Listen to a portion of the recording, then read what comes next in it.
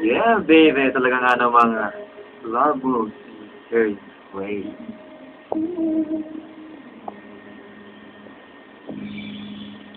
And yes, mga Kabiskayano, good afternoon po sa inyong lahat. Kayo rin po ay nakikinig ng 965 UFM or ang saktong sarap radio station, yung Your Forever. Siyempre. Okay, ito pa rin po si Papa Jong dito po sa programang Three for You. You smile, you cry, and you love. Kaya naman mga Kabiskayano, sa mga gusto pa rin po mag-send sa kanilang mga shoutouts and greetings dyan, all you have to do is to add your name, space, location, space, your greetings in your request.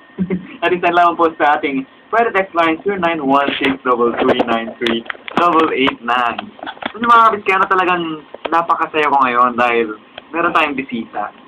Pero, magkakaroon muna ng suspense, di ba? Kasi, ka-suspense nga naman siya. Alright! Ayan po si...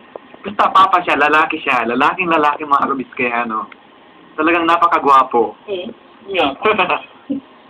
Alright, siyempre. Ayan, kung meron po kayong problema sa pag-ibig, nako.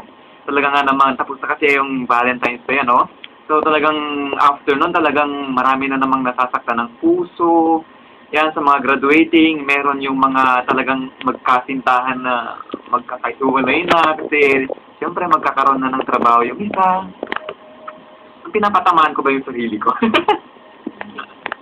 Ay, hindi naman mga Kabiskayano. Talagang masaya lang talaga ako ngayong hapon na ito. Yan, pero bagong lahat, ayan, binabati ko po ang NBSU sa isang matagumpay na pagganap sa pag-celebrate ng 8th Charter Anniversary. Nako, talaga nga namang napaka-enjoy.